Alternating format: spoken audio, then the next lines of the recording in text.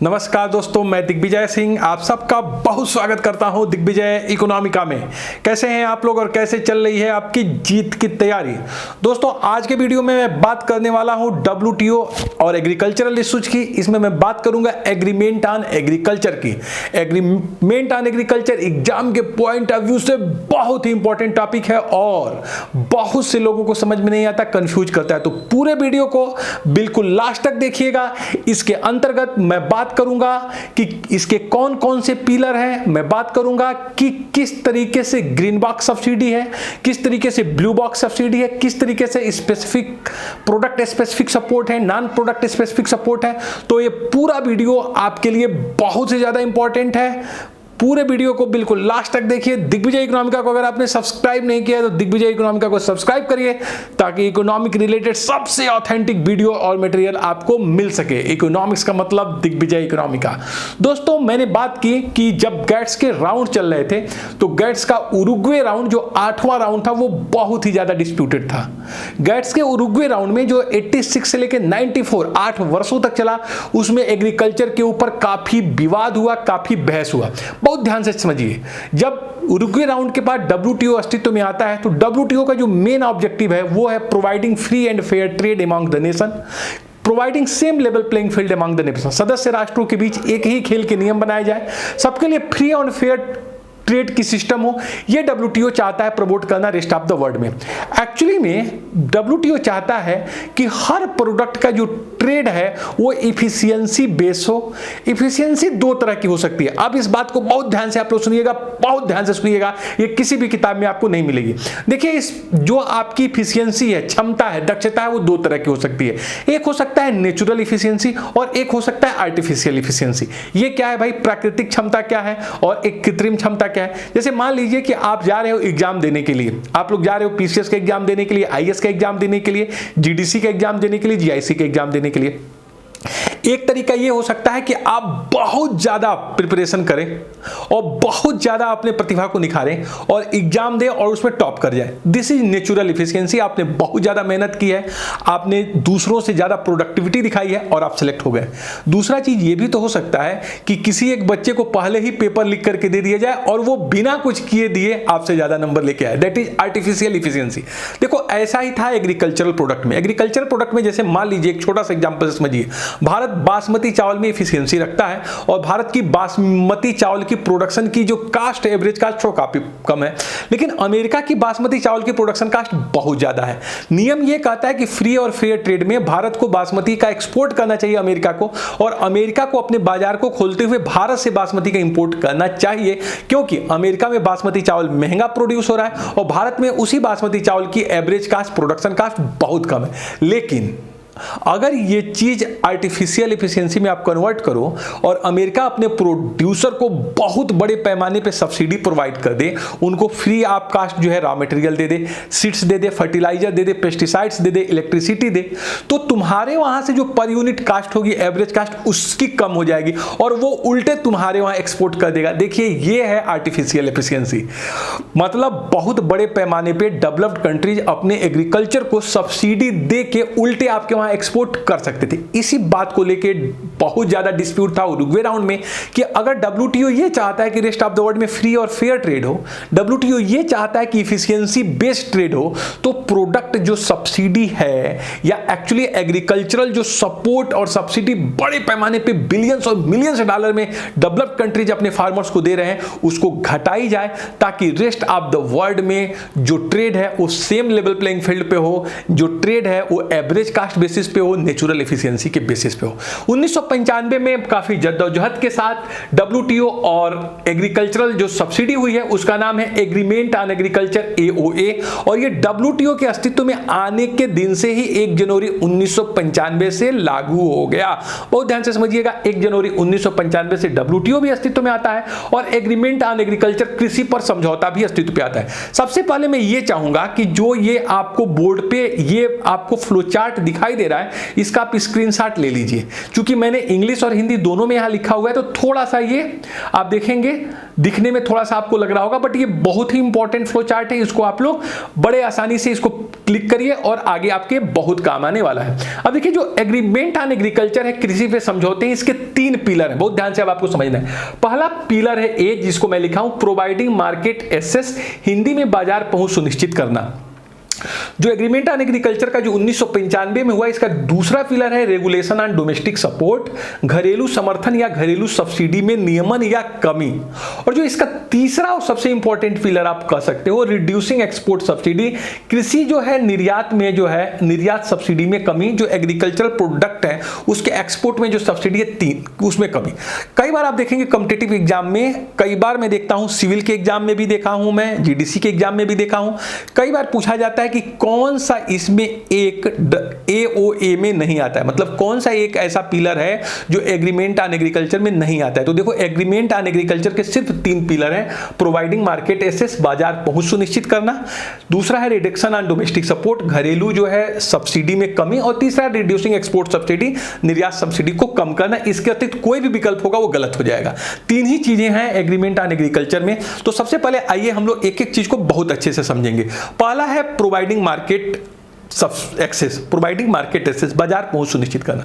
देखो, अगर आप WTO ये चाहता है कि रेस्ट ऑफ द वर्ल्ड में एग्रीकल्चरल प्रोडक्ट का फ्री एंड फेयर ट्रेड हो, तो सबसे बड़ी बात कि अगर मैं एक्सपोर्ट करना चाहता हूं यूएस में और यूएस किसी चीज का एक्सपोर्ट करना चाहता है इंडिया में, तो दोनों अपने अपने मार्केट को ओपन करें। अगर मार्केट ओपन नहीं करेंगे, प्रत्येक देश के उत्पाद को अपने वहां मंगाएंगे नहीं, तो फिर जो है फ्री एंड फेयर ट्रेड नहीं होगा, सेम लेवल प्लेइंग फील्ड का सिद्धांत WTO का लागू नहीं हो पाएगा। तो सबसे पहली ही इसमें समझौता की जो पिलर थी कि मार्केट में आपको एग्रीकल्चर प्रोडक्ट को एक्सेस देना है, बाजार पहुंच सुनिश्चित कराना है। अब कैसे भाई आप करोगे मार्केट एक्सेस? तो इसमें 2 चीजें थी।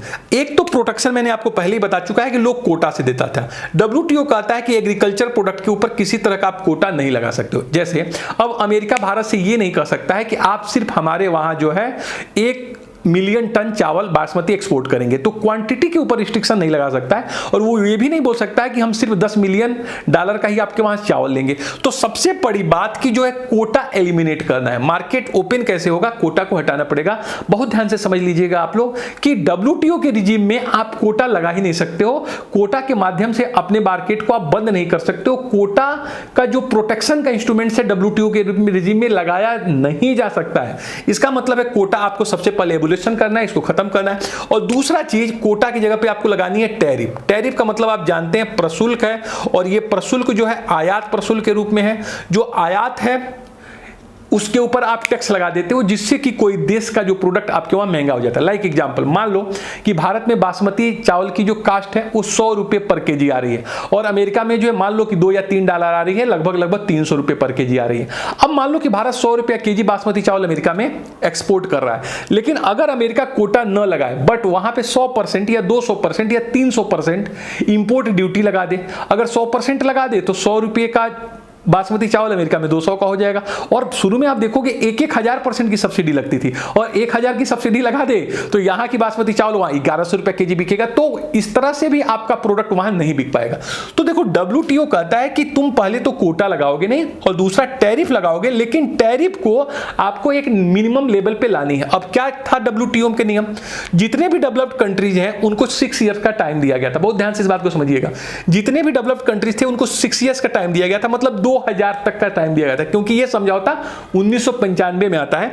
और कहा गया कि आपको अपने टैरिफ में 36% की एवरेज कमी लानी होगी। एवरेज कमी आपको 36% की लानी होगी।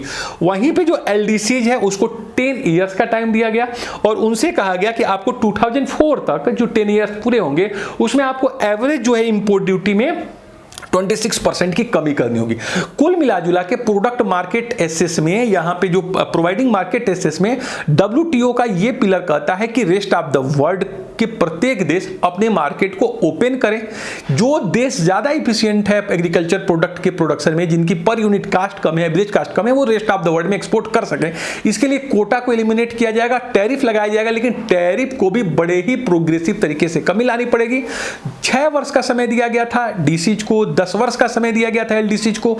6 वर्ष में इनको एवरेज 36% टैरिफ में कमी लाना था। वहीं पे एलडीसीज को एवरेज जो है 26% की कमी लानी थी 2004 तक। ओके, सॉरी 24% की कमी लानी थी, नॉट 26, 24% की कमी लानी थी आपको 2004 तक। तो पहला आप पिलर समझ गए होंगे कि रेस्ट ऑफ द वर्ल्ड के लिए ये था कि आपको किस तरीके से मार्केट को आपको ओपन करना है। दूसरा थोड़ा सा कॉम्प्लेक्स है, इसके बाद में सीखते हैं। सी आपको जल्दी से आसान इसको करा लूं क्योंकि इसको फिर हमको मिटाना पड़ेगा, तो थोड़ा सा आप समझ लीजिए। रिड्यूसिंग एक्सपोर्ट सब्सिडी, देखिए बाजार में प्रॉब्लम तब भी आ जाएगा एग्रीकल्चर प्रोडक्ट के इंटरनेशनल ट्रेड में जब आप एक्सपोर्ट को सब्सिडी दे दो। जैसे मान लो कि अमेरिका में जो बासमती चावल की प्रोडक्शन कास्ट 200 रुपये आ रही है, $3 लगभग मान लीजिए आ रही है, और भारत में $1.5 की आ रही है, 100 रुपये की आ रही है। लेकिन अगर अमेरिका अपने एक्सपोर्टर को बड़े पैमाने पर सब्सिडी दे दे, एक्सपोर्ट सब्सिडी, तो वो एक्सपोर्टर आसानी से इंडिया में एक्सपोर्ट कर देंगे क्योंकि उनकी जो है कास्ट कम आ जाएगी ड्यू टू सब्सिडी, उनको एक्सपोर्ट पे सब्सिडी मिल रही है। तो इससे भी रेस्ट ऑफ द वर्ल्ड में जो एग्रीकल्चर ट्रेड है वो प्रभावित होगा। इसलिए जो WTO का एग्रीमेंट ऑन एग्रीकल्चर है वो बोलता है कि रिड्यूसिंग एक्सपोर्ट सब्सिडी आपको कम करना है। अब इसमें भी वही बात थी कि डीसीज के लिए जो टाइम थी 6 ईयर्स की थी, और इनको 6 ईयर में जो एक्सपोर्ट सब्सिडी थी वो 21% को कमी लाना था, 21% की कमी लाना था। वहीं पे जो एलडीसी थे उनको 10 इयर्स का टाइम दिया गया 2004 तक, और उनको एक्सपोर्ट सब्सिडी में 10 वर्ष की कमी लानी थी। बहुत ध्यान से इस बात को आप समझ लीजिए कि क्या ये था। देखिए मैंने ये कहा कि रिड्यूसिंग एक्सपोर्ट सब्सिडी में ये कहा गया कि दुनिया के प्रत्येक जो देश हैं वो अपने एक्सपोर्ट पर एग्रीकल्चरल सब्सिडी जो दे रहे हैं उसको कम करें, ताकि जो व्यापार हो के एग्रीकल्चर का वो क्या हो जाए, वो हो जाए नेचुरल इफिशियंसी पे, ना कि आर्टिफिशियल। इसलिए एक्सपोर्ट सब्सिडी कम करना है। डीसीज को सिर्फ 6 वर्ष का टाइम दिया गया था क्योंकि उनके पास संसाधन बहुत है। एलडीसीज को 10 वर्ष का टाइम दिया गया था क्योंकि वो थोड़े गरीब है, संसाधन कम है उनके पास। अब 6 वर्ष में 21% की सब्सिडी कम करना था इनको डीसीज को, वहीं पे 10 ईयर में एलडीसीज को सिर्फ 10% सब्सिडी देना था। और इसका रीजन भी ये था कि एलडीसीज बड़े पैमाने पर एक्सपोर्ट सब्सिडी अपने एक्सपोर्टर्स को देते भी नहीं है। तो जहां तक आप समझ रहे हो कि इस 3 पिलर में 2 पिलर आप समझ गए हो एग्रीमेंट ऑन एग्रीकल्चर का, एक तो मार्केट ओपन करना है आपको और दूसरा एक्सपोर्ट सब्सिडी को रिड्यूस करना है। लेकिन जो सबसे इंपॉर्टेंट है, जिसके ऊपर काफी डिस्प्यूट रहा और अब तक इस पे बातें होती रहती हैं, वो है रेगुलेशन ऑन डोमेस्टिक सपोर्ट, घरेलू समर्थन में नियमन। इसका साफ साफ मतलब ये है दोस्तों, घरेलू समर्थन में नियमन का मतलब है कि जो डोमेस्टिकली हम अपने प्रोड्यूसर को सब्सिडी देते हैं उसको कम करें। जब यह कहा गया उरुग्वे राउंड में कि जो डेवलप्ड कंट्रीज हैं वो बड़े पैमाने पे अपने प्रोड्यूसर को सब्सिडी देते हैं और वो सब्सिडी में कमी लाएं, तो उन्होंने बड़ी आसानी से ये बात समझाई कि जो हम सब्सिडी देते हैं एग्रीकल्चर को वो 2 तरह की होती है। एक सब्सिडी दोस्तों ऐसी होती है जिसको ट्रेड डिस्टॉर्टिंग सपोर्ट कहा जाता है, मतलब ऐसी सब्सिडी जिससे ट्रेड डिस्टॉर्ट होगा, ट्रेड में विकृति आएगी, ट्रेड खराब होगा। लेकिन एक दूसरी तरह की भी हम सब्सिडी ऐसा देते हैं जो हम सब्सिडी देते तो हैं लेकिन ट्रेड में किसी तरह का डिस्टॉर्शंस नहीं आएगा, नॉन ट्रेड डिस्टॉर्टिंग सपोर्ट है। इससे व्यापार जो है इंटरनेशनल जो ट्रेड है एग्रीकल्चर का वो कहीं से विकृति पैदा नहीं होती है, कहीं से खराब नहीं होती है। कुल मिला जुला के हम सब्सिडी तो देते हैं लेकिन एक सब्सिडी व्यापार को में प्रॉब्लम्स क्रिएट करती है, बाधा डालती है, डिस्टॉर्शंस करती है, लेकिन एक सब्सिडी जो है हमारे जो है व्यापार में किसी तरह विकृति और बाधा नहीं डालती। देखिए मैं क्या कह रहा हूं, बहुत ध्यान से समझिएगा। WTO चाहता है कि जो एग्रीकल्चरल ट्रेड हो वो नेचुरल एफिशिएंसी के बेस पे हो, ना कि आर्टिफिशियल।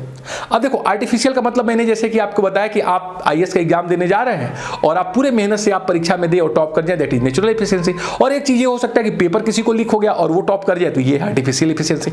अब लेकिन एक चीज देखो, ये तो रोकी जानी चाहिए, आर्टिफिशियल एफिशिएंसी नहीं होनी चाहिए। लेकिन अगर 2 चीजों पे फिर विचार करिए। मान लीजिए कि आप प्रिपरेशन कर रहे हैं और आप जो है गोरखपुर के रहने वाले हैं और गोरखपुर के किसी एक ग्रामीणांचल में रहते हैं, ग्रामीण क्षेत्र में रहते हैं, लाइट नहीं आती आपके पास, आपके वहाँ इंटरनेट का जो है एक्सेस कम है, ये तमाम दिक्कत है। और एक बच्चा जो है दिल्ली रह रहा है, वो बाजीराम रवि में कोचिंग करता है और उसको जो है पूरी तरह की फैसिलिटी उसको दी जाती है, दिन भर AC में बैठता है, खूब अच्छे से पढ़ाई करता है। देखिए यहां ये भी प्रॉब्लमेटिक है। एक लड़के को जिसमें हुनर बराबर है दोनों बच्चों में, लेकिन एक को इंटरनेट एक्सेस नहीं है, वो गांव में रहता है, गर्मी में बेचारा पड़ता है, उसके पास कोई गाइडेंस नहीं है। दूसरा एक बच्चा उसी के बराबर कैलिबर का है, लेकिन वो दिल्ली में रह रहा है, अच्छे इंस्टीट्यूट में पढ़ रहा है, उसके पास इलेक्ट्रिसिटी है, उसके पास टीचर्स है, उसके पास इंटरनेट की फैसिलिटी है। अब देखो क्या इसको आप रोक सकते हो क्या? आप यहां पे कोई आपके पास ऐसा फिल्टर नहीं है कि जिसको आप इसको बोल दो कि ये आर्टिफिशियल है और ये नेचुरल है। नहीं, ये दोनों ही नेचुरल एफिशिएंसी है। ये जो है एक गार्जियन के पास इतना क्षमता है कि वो दिल्ली में भेजता है अपने बच्चे को और पूरे मन लगा के वो पढ़ते हैं, और एक गार्जियन किसान है वो ऐसा नहीं कर पा रहा है, उसका बच्चा उसी जो है इलेक्ट्रिसिटी नहीं है फिर भी वो ढिबरी जला के पढ़ रहा है, उसके पास इंटरनेट नहीं है, मोबाइल नहीं है। तो यहां पे भी प्रॉब्लम है, लेकिन आप इसको दूर नहीं कर सकते हो। आपके पास कोई ऐसा फिल्टर नहीं है कि उसको ज्यादा आप नंबर लाने के लिए कुछ आप स्कीम लेके आओ या उसके लिए प्रोग्राम चलाओ। नहीं, ऐसे ही बात यहां भी थी कि डेवलप्ड कंट्रीज ये बोलना शुरू किया कि हम जो सपोर्ट करते हैं वो दो तरह का है, एक जो ट्रेड को डिस्टॉर्ट करता है, दूसरा वो जो ट्रेड को डिस्टॉर्ट नहीं करता है। जो ट्रेड को डिस्टॉर्ट नहीं करता है वो सब्सिडी को हम कम नहीं करेंगे, उसी सब्सिडी को हम कम करेंगे जिससे ट्रेड में प्रॉब्लम्स होती हैं। तो जो नॉन ट्रेड डिस्टॉर्टिंग सपोर्ट है वो ग्रीन बॉक्स, ब्लू बॉक्स में बटा हुआ है, और S&D box, special and differential box में बचा हुआ है, और जो ट्रेड डिस्टॉर्टिंग सपोर्ट है जो ट्रेड में विकृत पैदा करती है वो अंबर बॉक्स में है। तो सबसे पहले एक चीज जो मैं देखता हूं कई बार पूछा गया है कि जो बॉक्स यूज किए गए हैं WTO के कृषि के समझौते में वो बॉक्स क्या है। एक्चुअली बहुत ध्यान से सुनिएगा, बहुत ध्यान से सुनिएगा, बहुत ध्यान। बॉक्स जो है सब्सिडी के प्रकार है, ये दिखाता है कि कौन कौन सी सब्सिडियां दी जाती है। मतलब green box this is also parts of subsidy, types of subsidy यहां पे है। ब्लू बॉक्स ये भी टाइप्स ऑफ सब्सिडी है, अंबर बॉक्स ये भी टाइप्स ऑफ सब्सिडी है। पीसीएस मेंस में लिख रहा था, ऑब्जेक्टिव क्वेश्चन आते थे तो उसमें पूछा था कि ये बॉक्स जो है ग्रीन बॉक्स, ब्लू बॉक्स, ये कहां से लिए गए? बेटा ये अमेरिका के ट्रैफिक लाइट से लिए गए हैं। ग्रीन बॉक्स है कि मतलब जाने दो, ग्रीन का मतलब जाने दो, इसमें कमी नहीं करेंगे, रोकना नहीं है। ब्लू अंबर बॉक्स है, अंबर बॉक्स का मतलब ये है दोस्तों कि अंबर बॉक्स में है, इसको आपको रोकना है। रेड बॉक्स वो है जिसको बिल्कुल प्रतिबंधित करना है, इसमें कमी करना है, अंबर बॉक्स में कमी करना है, ग्रीन बॉक्स को जाने देना है। तो यहां पे जो रेड बॉक्स है वो यूज नहीं हुआ है, बहुत ध्यान से समझिए। ये भी क्वेश्चन पूछा जाता है कि कौन सा जो बॉक्स है यूज नहीं, रेड बॉक्स यूज ही नहीं हुआ है। यहां पे दो तरह के बॉक्स आपको सीखने को मिलेंगे, ग्रीन बॉक्स मिलेंगे आपको, ब्लू बॉक्स और अंबर बॉक्स। तो इसको हम लोग बहुत अच्छे से सीखते हैं कि ग्रीन बॉक्स क्या है, ब्लू बॉक्स क्या है, अंबर बॉक्स क्या है, product specific, non product specific. अब मैं इसको चाहता हूं कि थोड़ा सा आपको यहां पे चीजों को अलग से बताऊं। तो हेडिंग आप लोग डाल लें। सबसे पहले ग्रीन बॉक्स, इसके ऊपर भी बहुत प्रश्न में देखता हूं पूछा जाता है कि ग्रीन बॉक्स सब्सिडी क्या होती है। WTO में ग्रीन बॉक्स सब्सिडी क्या होती है? देखिए WTO में जो यहां पे ग्रीन बॉक्स सब्सिडी आप देख रहे होंगे, यहां पे मैंने लिखा है ग्रीन बॉक्स। ये क्या है? ग्रीन बॉक्स ये भी एक सब्सिडी का प्रोग्राम है। इसमें क्या है? रिसर्च एंड डेवलपमेंट के नाम पे सब्सिडी, इसमें इलेक्ट्रिफिकेशन के नाम पे सब्सिडी, रूरल रोड्स के नाम पे सब्सिडी, रूरल रोड,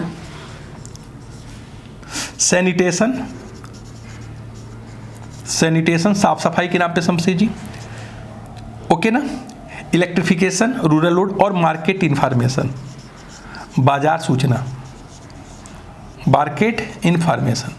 बहुत ध्यान से सुनिएगा, बाजार सूचना। इन ग्रीन बॉक्स सब्सिडी को इन्वायरमेंटल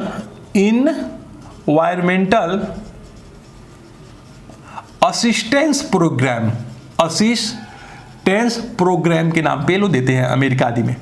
डेवलप्ड कंट्री जो ग्रीन बॉक्स सब्सिडी देते हैं वो देते हैं इन्वायरमेंटल असिस्टेंस प्रोग्राम, मतलब पर्यावरण को बेहतर करने वाले कार्यक्रमों के नाम पे ये लोग सब्सिडी देते हैं। ये ग्रामीण क्षेत्रों में रिसर्च एंड डेवलपमेंट के लिए दिया जाता है, इलेक्ट्रिफिकेशन के लिए जाता है, रूरल रोड्स के लिए दिया जाता है, रूरल लाइटिंग के लिए जाता है, मार्केट सूचना के लिए दिया जाता है, सैनिटेशन के लिए जाता है, रूरल इंफ्रास्ट्रक्चर डेवलपमेंट के नाम पे देते हैं। अब जरा देखो, ये जो इन्वायरमेंटल असिस्टेंस प्रोग्राम के नाम पे दे रहे हैं, बाजार की सूचनाएं सबको पहुंचाना, ग्रामीण क्षेत्रों में इलेक्ट्रिफिकेशन हो जाए, रोड्स बन जाए, वहाँ पे ग्रामीण क्षेत्रों में वहाँ पे भंडारण क्षमता आ जाए, वहाँ के सैनिटेशन साफ सफाई हो। सीधा सीधा ये कहते हैं कि ग्रीन बॉक्स से कहीं भी हमारे एक्सपोर्ट के एग्रीकल्चर को नहीं लेना है, हम दूसरे के मार्केट को हथिया नहीं रहे, इसलिए ना तो इसमें हम किसी तरह की लिमिट लगाएंगे, ना इसमें किसी तरह की नो लिमिट नो रिडक्शन।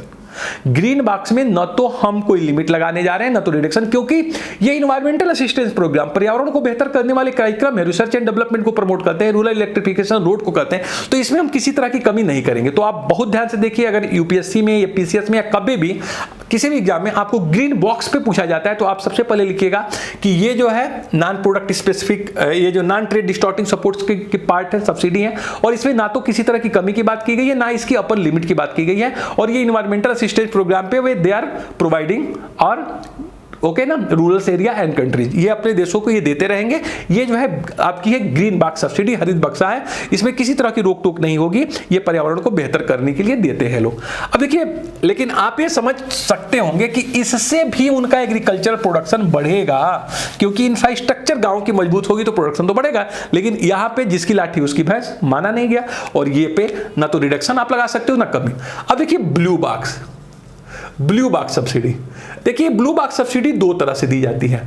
एक दी जाती है प्रोडक्शन लिमिटिंग प्रोग्राम के नाम पे, बहुत ध्यान से सुनिएगा, ये बहुत कम लोगों को क्लियर है, बहुत कम लोग समझ पाते हैं कि क्या है। और दूसरा है डिफिशियंसी पेमेंट के नाम पे। डिफिशियंसी पेमेंट दो तरह से दी जाती है आपकी ब्लू बॉक्स सब्सिडी। एक उत्पादन सीमित करने वाले कार्यक्रमों के नाम पे, उत्पादन सीमित करने वाले कार्यक्रम, सीमित करने वाले कार्यक्रम के नाम पे दी जाती है। और दूसरा क्षतिपूरक भुगतान। डिफिशियंसी पेमेंट ये यूएसए में लगभग आप देखेंगे दिखाई देगा, और यूरोपीय यूनियन में अगर आप देखेंगे 27 कंट्री में तो प्रोडक्शन लिमिटिंग प्रोग्राम के नाम पे वो लोग प्रोवाइड करते हैं। अब देखिए प्रोडक्शन लिमिटिंग प्रोग्राम, उत्पादन सीमित करने वाले कार्यक्रम क्या है। जैसे मान लो किसान चाहता है कि मैं गन्ना उगाऊं, लेकिन गवर्नमेंट चाह रही है कि वो कान उगाए, और कान उगाएगा तो उससे बेनिफिट ये होगा कि वो इससे बायोफ्यूल बना लेंगे, तो गवर्नमेंट दूसरी चीज को प्रोत्साहित करना चाहती है, किसान दूसरे को। तो प्रोडक्शन लिमिटिंग प्रोग्राम में अगर उनको किसी तरह का दिक्कत होता है या फिर रेवेन्यू शॉर्ट होता है तो वो उसको कंपनसेट करेंगे। तो प्रोडक्शन जब चाहते हैं कि गवर्नमेंट चाह रही है कि प्रमोट करिए कॉर्न को, गवर्नमेंट चाह रही है कि एथेनॉल बनाएंगे, आप जो जट्रोपा लगाइए, लेकिन किसान गेहूं और चावल बोना चाहता है, तो प्रोडक्शन लिमिटिंग प्रोग्राम किसी प्रोडक्शन को लिमिट करने के एवज में इसको दिया जाता है। दूसरा डिफिशियंसी पेमेंट के रूप में अमेरिका देता है। डिफिशियंसी पेमेंट का क्या मतलब, मान लो मिनिमम सपोर्ट प्राइस गेहूं का आ गया और अमेरिका ने डिक्लेयर कर दिया कि मिनिमम सपोर्ट प्राइस हमारा 16 रुपया होगा, लेकिन मार्केट प्राइस 19 रुपया हो गया, तो दोनों के बीच का जो डिफरेंस है बेसिकली वो है डिफिशियंसी पेमेंट। मतलब मार्केट प्राइस माइनस जो एमएसपी है, इसका जो डिफरेंस होगा दोस्तों, इसी डिफरेंस को दिया जाता है अमेरिका में डिफिशियंसी पेमेंट के नाम पे। जैसे मान लीजिए मिनिमम सपोर्ट प्राइस के ऊपर मैं पूरी क्लास लेने वाला हूं आपकी एग्रीकल्चर में।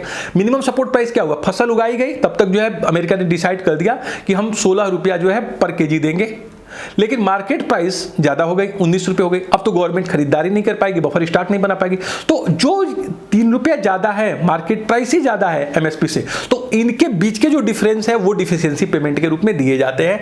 इसको बोलते हैं ब्लू बॉक्स। ब्लू बॉक्स में क्या कहा गया है, ब्लू बॉक्स में कहा गया है कि हम अपर लिमिट तो लगाएंगे, अपर लिमिट लगा सकते हैं, इसकी ऊपरी लिमिट लगा देंगे, लेकिन इसमें किसी तरह का रिडक्शन नहीं करेंगे, जो हम दे रहे हैं उसमें कमी नहीं करेंगे, बल्कि ऊपरी लिमिट, अपर लिमिट लगाएंगे कि हम क्या दे सकते हैं। आप देखिए इससे भी एक तरह से आप देखोगे ट्रेड डिस्टॉर्शन हो रहा है, लेकिन उरुग्वे राउंड में इसको नहीं माना गया और बताया गया कि जो ब्लू बॉक्स है वो भी जो है ट्रेड को डिस्टॉर्ट नहीं करता है। इसमें अपर लिमिट हम जो है क्या करेंगे, अपर लिमिट लगाएंगे, लेकिन इसमें किसी तरह का रिडक्शन नहीं करें। तो दो तरह दी जाती है, प्रोडक्शन लिमिटिंग प्रोग्राम के नाम से और डिफिशियंसी पेमेंट के नाम से। जहां तक मैं उम्मीद करता हूं आप बहुत अच्छे से समझ गए होंगे।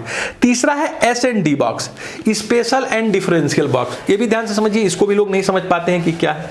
तीसरा जो बॉक्स है बेसिकली LDCs के लिए है, इसको हम बोलते हैं S&D box, special and differential.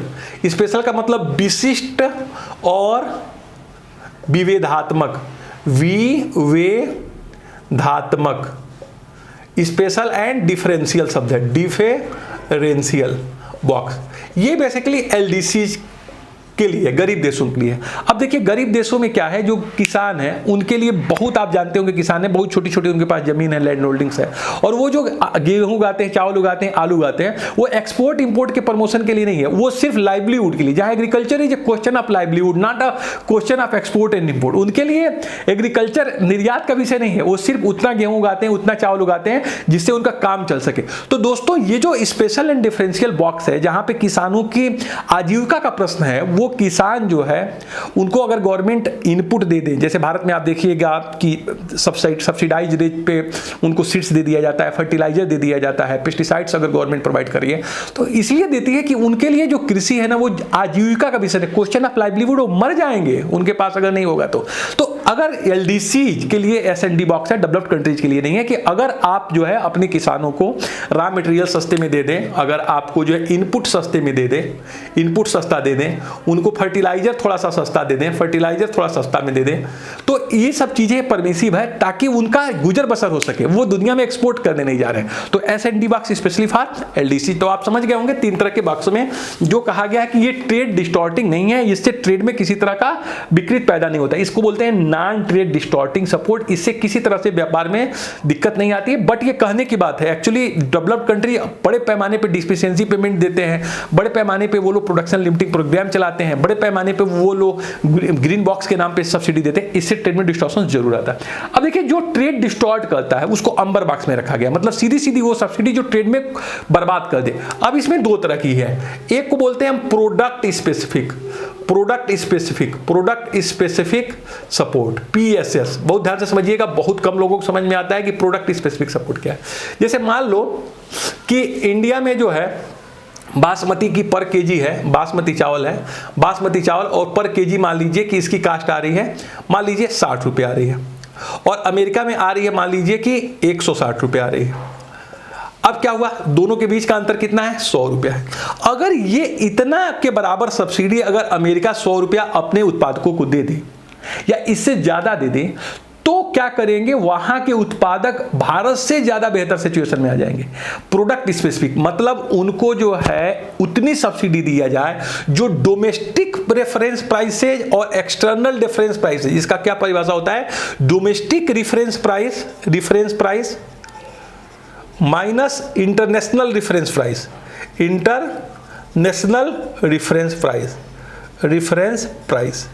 इसके बराबर की अगर सब्सिडी डेवलप्ड कंट्री दे दे। बहुत ध्यान से समझिए, भारत में मैंने कहा बासमती चावल 60 रुपये पर केजी की कास्ट आ रही है, अमेरिका में 160 की कास्ट आ गई, दोनों का डिफरेंस है 100 रुपया।